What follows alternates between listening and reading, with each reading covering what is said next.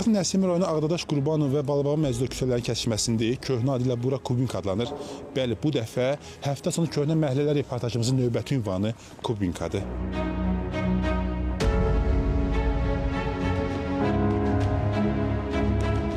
Buralara niyə Kubinka deyirlər? Yuxarıda 4-cü paraleldən tutmuş, bax bu 1-ci paralel nə qədər Quba meydanı olubdur. Yəni Qubadan, o Xızı tərəfdən, Xaçmaz tərəfdən o vaxtı at araba ilə demək buralara gəlirdilər. Kənd təsərrüfatı mallarını gətirib demək pərakəndə satış vəziyyətində satırdılar. İndi bu rus dilində demək şöyle Quba meydanı keçib olub Kubinka. Neçə il burada yaşasın dayı?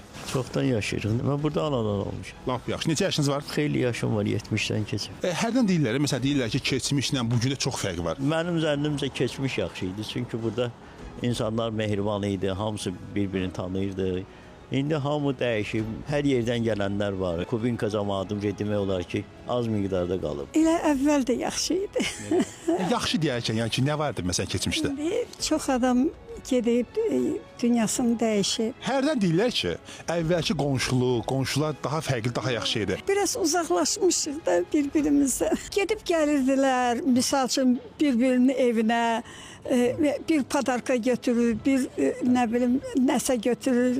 İndi yoxdur elə şeylər. İndi elə uzaqlaşırıq da, bir-birimizdən uzaqlaşırıq. Məsələn, Bakıda Kubinka deyəndə nə fərqlənirdi? Məsələn, Sovetskidən və yaxud da Papaninlə.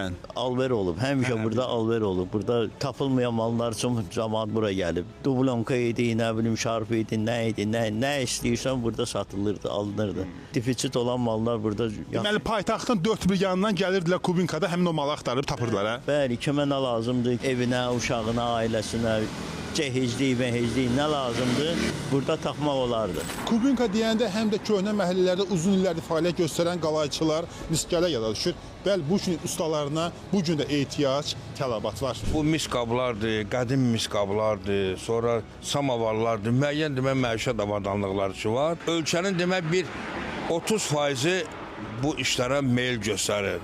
Yəni çox sağ olsun, yenə heç olmasa Azərbaycanda 30% demək Azərbaycanın milli sənəti olan miskərlik və qalayçılığa sifarişləri düşür. 70 il bundan əvvəl Baksovetin yanında əlimlə samavarla gəlirdim bura remonta. 70 il bundan əvvəl. Bəli. O vaxtdan var, hə bura? O vaxtdan hala ondan da qabağa burada. Buranın babaları yaşayırdı burada.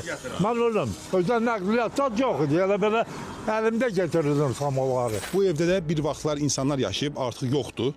Bəli, bugün paytaxtın bir çox yerlərində